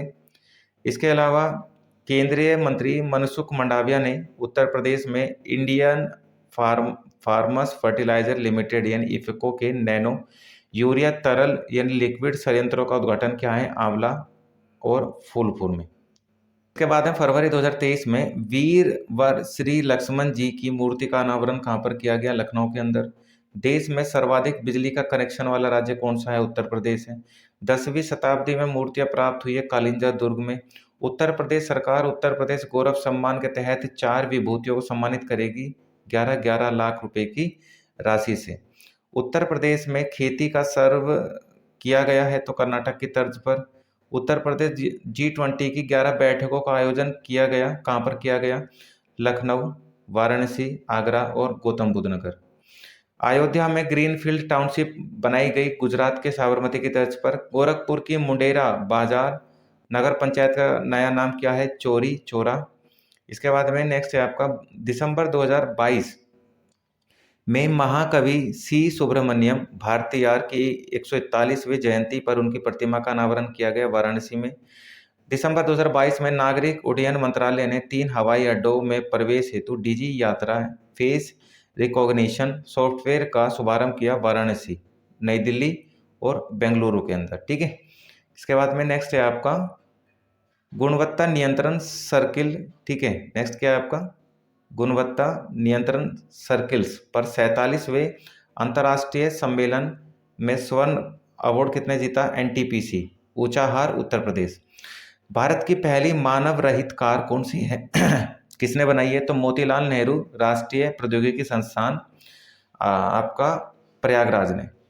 हिमाचल प्रदेश के मनाली में स्थित माउंट फ्रेंडशिप की चोटी साइकिल से फतह कर नया रिकॉर्ड किसने बनाया? उमा सिंह, गोरखपुर। इसके बाद में नेक्स्ट है सरदार पटेल राष्ट्रीय दिव्यांग T20 कप के द्वितीय संस्करण का आयोजन कहां पर किया गया? लखनऊ के अंदर। 4 अक्टूबर 2022 को लखनऊ में भिक्षा से शिक्षा की ओर कार्यक्रम शुरू किया गया संस्था उम्मीद के द्वारा। अक्टूबर 2022 में इंटरनेशनल हुरून रिच लिस्ट में उत्तर प्रदेश के 25 रईसों की लिस्ट में पहली बार शामिल किया गया है अलख पांडे फिजिक्स वाला। ठीक है, 25 रईसों की लिस्ट में अलख पांडे को शामिल किया गया है। इसके बाद में उत्तर प्रदेश में नंदी अभ्यारण्य कहाँ पर मनाया जा रहा है? ये मनाया जा रहा है आपका मुरादाबाद में। वर्तमान में उत्तर प्रदेश में बाजरा के उत्पादन में कौन से नंबर पर आता है? उत्तर प्रदेश दूसरे नंबर पर आता है बाजरा उत्पादन में। उत्तर प्रदेश में 3000 करोड़ रुपए की लागत से एपेरेल परिधान पार्क स्थापित किया गया है कहाँ पर? नोएडा के अंदर।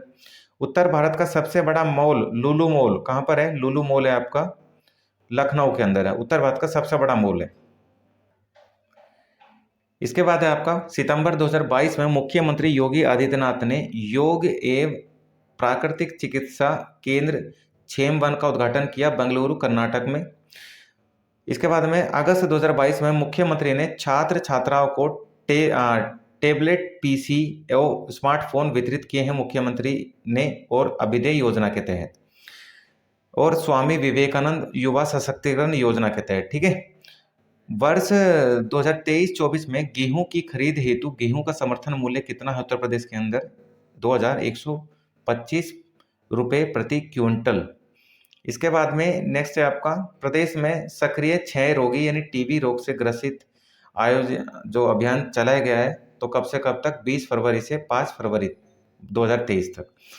ठीक है, 5 मार्च 2023 तक। प्रदेश में फाइलेरिया प्रभावित जिलों में लिम्फेटिक फाइलेरिया उन्मूलन हेतु MDA मास ड्रग एडमिनिस्ट्रेशन अभियान आयोजित किया गया फरवरी मार्च 2023 में।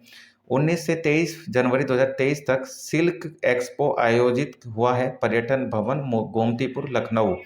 17 से 19 नवंबर 2022 के मध्य भारतीय मुद्रा परिषद के 104वें वार्षिक सम्मेलन एवं मुद्रा मेला का आयोजन किया गया अंतर्राष्ट्रीय बौद्ध शोध संस्थान सभागार लखनऊ के अंदर। ठीक है, इसके बाद में नेक्स्ट है आपका उत्तर प्रदेश का पहला कार्बन फ्री जोन कौन बना? तो उत्तर प्रदेश का पहला carbon free zone Kashi Vishwanath Dham बना।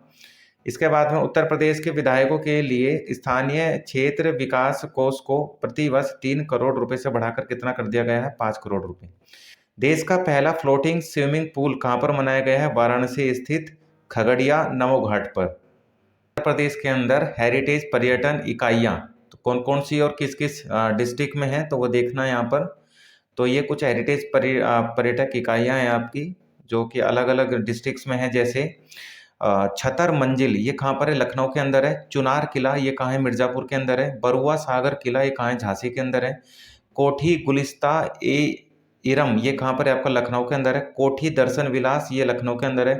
कोठी रोशन उद्दौला ये कहाँ है? लखनऊ के अंदर है। बनारस जल महल मथुरा के अंदर है। ठीक है, बनारस जल महल कहाँ पर है आपका? सॉरी, बनारस नहीं, बरसाना जल महल मथुरा के अंदर है। शुक्ला तालाब ये आपका कानपुर के अंदर है। ठीक है, टिकैत राय बरादरी ये कहाँ है? बिठूर कानपुर और कानपुर नगर के अंदर। ठीक है, बिठूर और कानपुर नगर जो है ये उत्तर प्रदेश के अंदर मिलते हैं। में आपके ओबरा डी तापीय परियोजना ये उत्तर प्रदेश ने चालू करी है 11 जुलाई 2023 को। ठीक है, उत्तर प्रदेश में चालू हुई है और ये 17,985 करोड़ रुपए की लागत के साथ चालू हुई है। ये 800 मेगावाट की 2 इकाइयाँ इसमें स्थापित करी जाएगी और इसमें आपका जो परियोजना की स्थापना है वो NTPC और उत्तर प्रदेश सरकार के द्वारा 50% शेयर होल्डिंग के आधार पर इसको चालू किया जा रहा है। इसमें आपका लगभग परियोजना का 70% अंश जो है वो वित्त पोषण वित्तीय संस्थानों से ऋण प्राप्त करके और 30% का वित्त पोषण जो है शासकीय अंश पूंजी और NTPC द्वारा 30% में, दोनों में 50-50% स्टेट और NTPC का रहेगा। ठीक है, इसके अलावा 56 माह के अंदर इस परियोजना को चालू कर दिया जाएगा और 800 मेगावाट की दो यानी 1600 मेगावाट की परियोजना होगी ये। और उत्तर प्रदेश की पहली अल्ट्रा सुपर क्रिटिकल यूनिट इकाई भी यही होगी, ठीक है। इसके अलावा नेक्स्ट है आपका टैप वन ट्री अभियान। वन टैप वन ट्री अभियान जो है ये किसने चालू करा, तो ये उत्तर प्रदेश ने चालू करा है आपका। और उत्तर प्रदेश की सरकार वन टैप वन ट्री अभियान शुरू किया है और इसमें ग्रामीण क्षेत्रों में पीने योग्य नल के पानी के प्रावधान के तहत साथ साथ राज्य के हरित क्षेत्र का भी विकास किया जाएगा इस योजना में, ठीक है। इसके अलावा ये जो अभियान आपका चलाया जाएगा इसके अंदर जो आपकी नमामि गंगे कार्यक्रम है उसमें इस पर कनेक्ट किया जाएगा उसको, नमामि गंगे कार्यक्रम, और गंगा जल आपूर्ति विभाग द्वारा संयुक्त रूप से इसको चलाया जाएगा। इस अभियान के तहत राज्य सरकार ने राज्य में 1 जुलाई से 7 जुलाई के बीच 5 लाख पौधे लगाने का लक्ष्य रखा है, ठीक है। नल कनेक्शन प्राप्त करने वाले परिवारों के घरों के बाहर ओवरहेड टैंकों, पंप हाउसों और जल उप संचार संयंत्रों पर पौधे लगाए जा सकते हैं। इसके बाद में राज्य में हर घर जल योजना, राज्य में हर घर जल योजना ये उत्तर प्रदेश ने चालू करी है। इसके तहत प्रत्येक लाभार्थी को नल के पानी के कनेक्शन के साथ साथ एक पौधा भी उपलब्ध कराया जाएगा, ठीक है। इसके बाद में पॉलिटेक्निक चलो अभियान ये उत्तर प्रदेश ने चालू करा है। इसमें ये 16 जून 2023 को चालू किया गया है। युवाओं को शिक्षा से रोजगार जोड़कर उनको अवसर, उनके लिए अवसर पैदा करना है पॉलिटेक्निक चलो अभियान से, ठीक है। इसमें इस अभियान में जो युवा है वो पॉलिटेक्निक संस्थानों में प्रवेश लेंगे और आगे उनको अवसर प्रदान किए जाएंगे। इसके अलावा ऑपरेशन कन्विक्शन, ऑपरेशन कन्विक्शन ये उत्तर प्रदेश ने चलाया है जून 2023 में। ये पुलिस विभाग ने राज्य में अपराधियों और माफियाओं से निपटने के लिए ऑपरेशन कन्विक्शन जो है स्टार्ट किया है। अभियान समर्थ अभियान की शुरुआत 25 मई 2023 को केंद्रीय ग्रामीण विकास और पंचायती राज मंत्री गिरिराज सिंह ने लखनऊ में अमृत महोत्सव के तहत 50,000 ग्राम पंचायतों में, ठीक है, 50,000 ग्राम पंचायतों में डिजिटल लेन देन को बढ़ावा देने हेतु समर्थ अभियान शुरू करा है। तो पंचायतों में डिजिटल लेन देन को बढ़ावा देने हेतु समर्थ अभियान शुरू किया गया है और इसको शुरू किसने करा है, केंद्रीय ग्रामीण विकास मंत्री गिरिराज सिंह ने, ठीक है। और कहाँ से किया है, लखनऊ से किया है, ठीक है भाई, इतना आप याद रखिएगा। और यह अभियान जो है वो 1 फरवरी 2023 को शुरू हुआ और 15 अगस्त 2023 तक आज़ादी के अमृत महोत्सव के अंतर्गत जारी रहेगा और रहा भी। और इस अभियान में विशेष रूप से महिलाओं पर ध्यान केंद्रित किया करते हुए ग्रामीण क्षेत्रों में डिजिटल लेन देन को बढ़ावा देने पर विशेष बल दिया गया, ठीक है। इसके बाद नेक्स्ट है आपका ऑनलाइन ग्रामीण शिक्षा कार्यक्रम पहल। ये उत्तर प्रदेश के अंदर ही चालू की गई है। उत्तर प्रदेश सरकार ने राजकीय यूपी सैनिक इंटर कॉलेज लखनऊ में एक ऑनलाइन ग्रामीण शिक्षा कार्यक्रम पहल का शुभारंभ किया है। इस कार्यक्रम में शिक्षा विभाग द्वारा IIT कानपुर के सहयोग से इस कार्यक्रम को तैयार किया जा रहा है।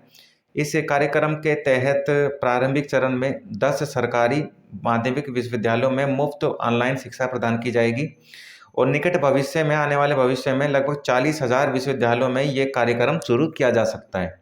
आपका निःशुल्क तिलहन बीज मिनी किट वितरण प्रसारण कार्यक्रम 12 मई 2023 को उत्तर प्रदेश मंत्रिमंडल द्वारा नवीन योजना निःशुल्क तिलहन बीज मिनी किट वितरण प्रसारण कार्यक्रम को संचालित और स्वीकृत किया गया है, ठीक है।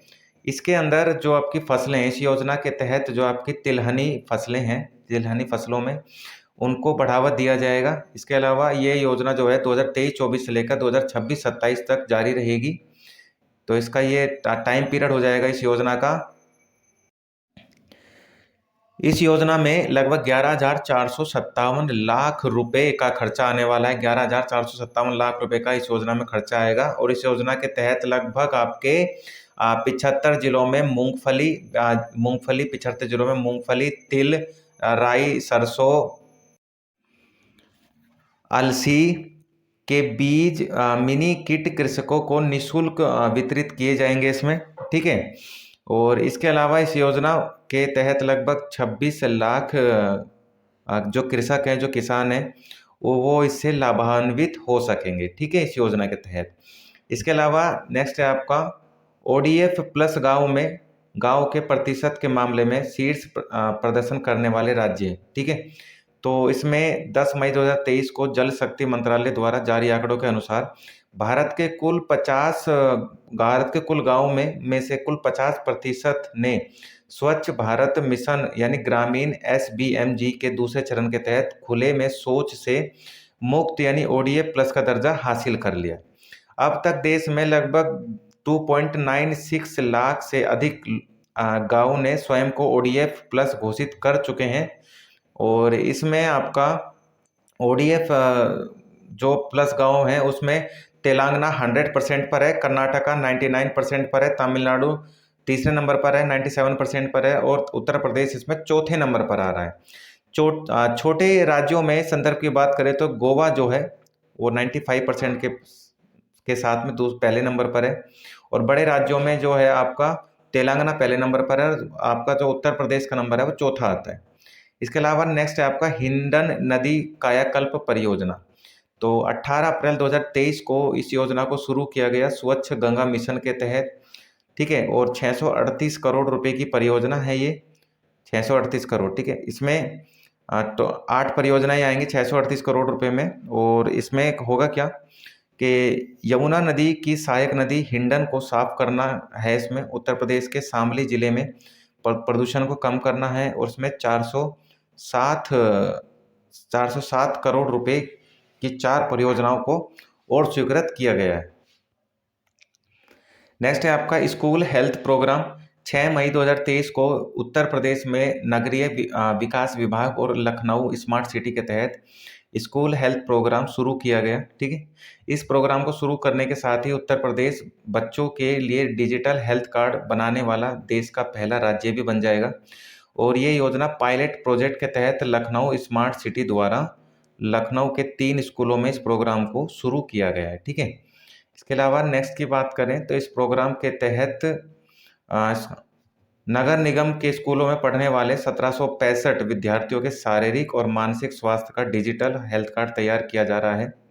उसमें लगभग 25,000 रुपये का कैशलेस स्वास्थ्य बीमा भी प्रदान किया जाएगा। ठीक है, नेक्स्ट है आपका आगरा मेट्रो रेल परियोजना।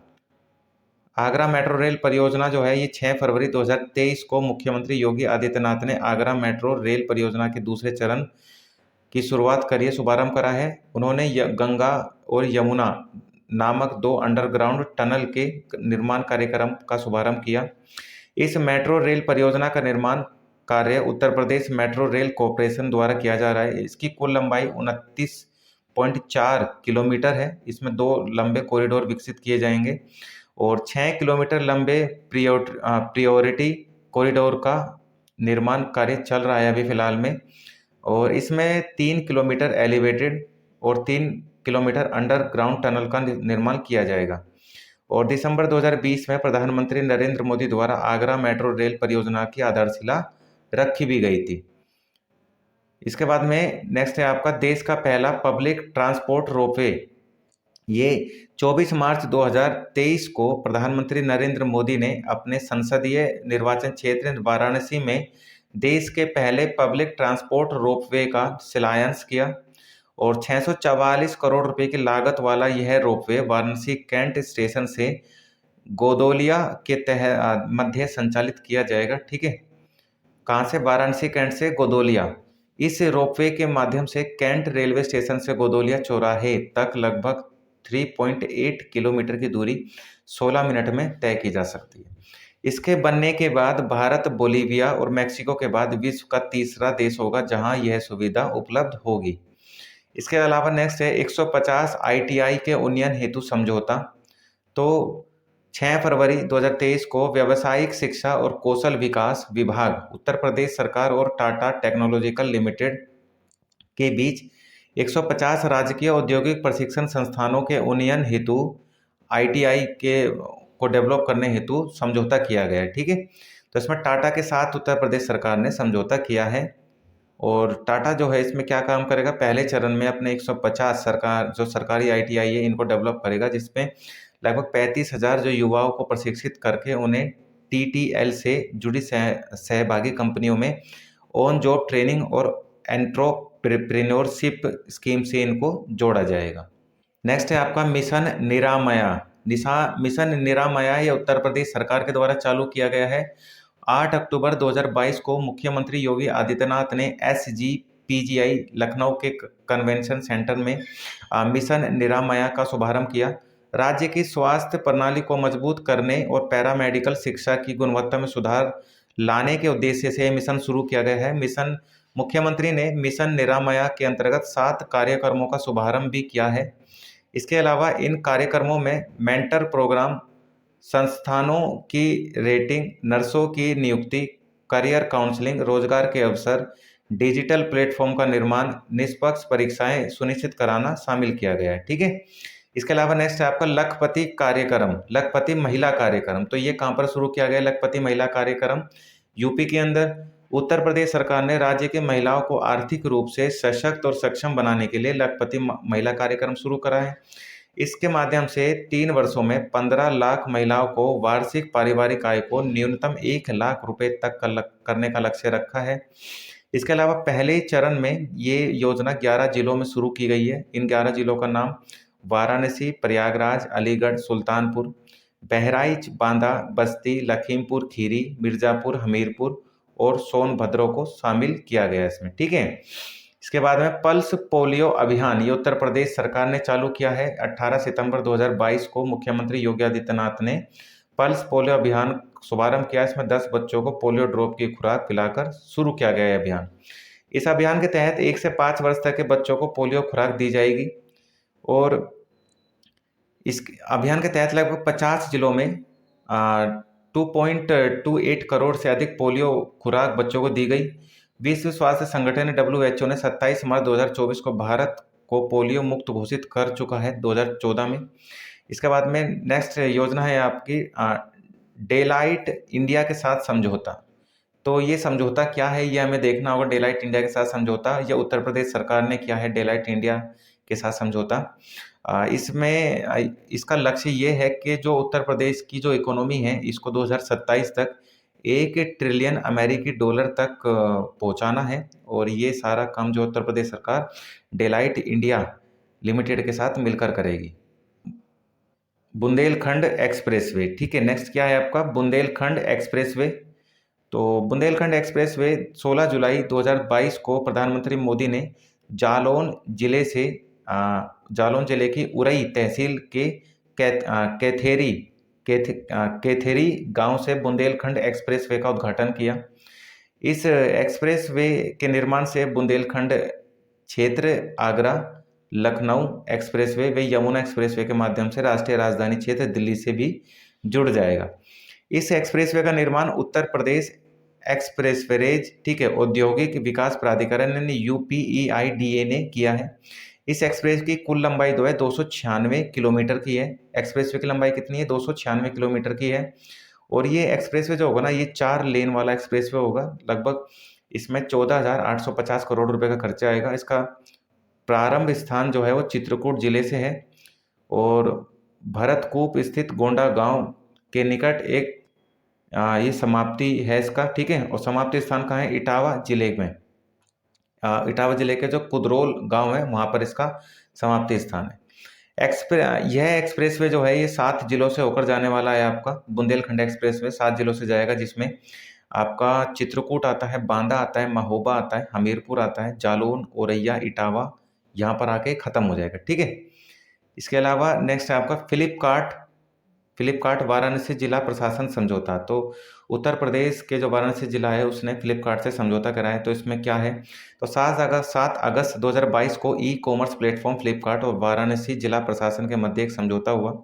समझौते में बनारसी साड़ी, हस्तनिर्मित कालीन, जरदोजी क्राफ्ट, मेटल क्राफ्ट्स और हस्तनिर्मित दरी जैसे जो वस्तु हैं इनको फ्लिपकार्ट के प्लेटफॉर्म पर उपलब्ध कराया जाएगा जिससे कि लोग इसको ऑनलाइन खरीद सकते हैं। ठीक है। इसके अलावा भारतीय विमानपत्तन प्राधिकरण के साथ समझौता कराया उत्तर प्रदेश सरकार ने। तो 1 जुलाई 2022 को भारतीय विमानपत्तन प्राधिकरण AAI और उत्तर प्रदेश सरकार के मध्य 30 वर्षों की अवधि हेतु ये इसमें 5 हवाई अड्डों के संचालन के लिए प्रबंधन पर समझौता किया गया है। 5 हवाई अड्डे कहाँ कहाँ पर है? तो अलीगढ़, आजमगढ़, चित्रकूट, मियोरपुर और श्रावस्ती। ठीक है, जब 5 हवाई अड्डे ये आ रहे हैं। इसके बाद नेक्स्ट है आपका मेजर ध्यानचंद क्रीड़ा विश्वविद्यालय। तो ये कहाँ पर खोला गया है? तो 2 जनवरी 2022 को प्रधानमंत्री नरेंद्र मोदी ने मेरठ जिले के सरधना मेजर ध्यानचंद क्रीड़ा विश्वविद्यालय की आधारशिला रखी मेरठ जिले में। ये 700 करोड़ रुपए में ये विश्वविद्यालय रेडी होगा और लगभग 91.38 एकड़ में ये फैला होगा।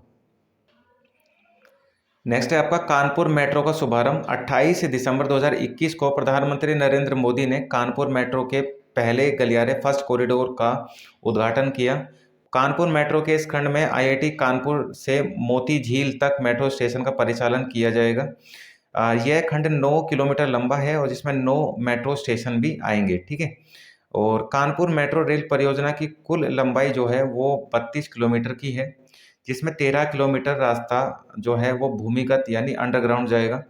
इस परियोजना को 2 गलियारों ने प्रथम जो कि आईआईटी कानपुर कर रहा है और नौबस्ता तक, और दूसरा गलियारा जो है वो आपका चंद्रशेखर आजाद कृषि विश्वविद्यालय से बर्रा 8 तक जाएगा। ठीक है, इसके अलावा नेक्स्ट है आपका परियोजना के पूर्ण होने का जो समय है वो 2024 रखा गया है और परियोजना की अनुमानित लागत जो है 11,076 करोड़ रुपए हो गई है। Uttar Pradesh metro rail corporation limited इस परियोजना के लिए नोडल एजेंसी के रूप में काम कर रही है। नोडल एजेंसी कौन है भाई?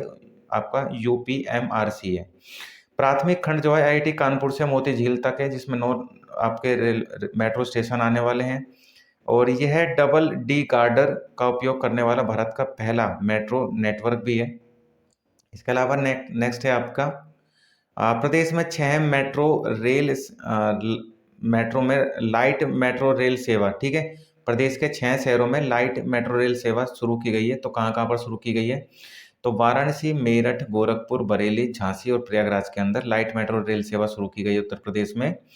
इसके अलावा 1 दिसंबर 2023 को मुख्यमंत्री योगी आदित्यनाथ ने पब्लिक इन्वेस्टमेंट बोर्ड की बैठक में Gorakhpur light metro rail project के पहले चरण को अपनी मंजूरी दे दी। ठीक है, गोरखपुर में मेट्रो ट्रेन 2 रूटों का संचालन प्रस्तावित किया गया है। वर्तमान में उत्तर प्रदेश में नोएडा मेट्रो रेल कॉरपोरेशन के तहत गौतम बुद्ध नगर के नोएडा व ग्रेटर नोएडा में, Uttar Pradesh metro rail corporation के तहत लखनऊ, कानपुर में मेट्रो रेल सेवाएं संचालित हैं।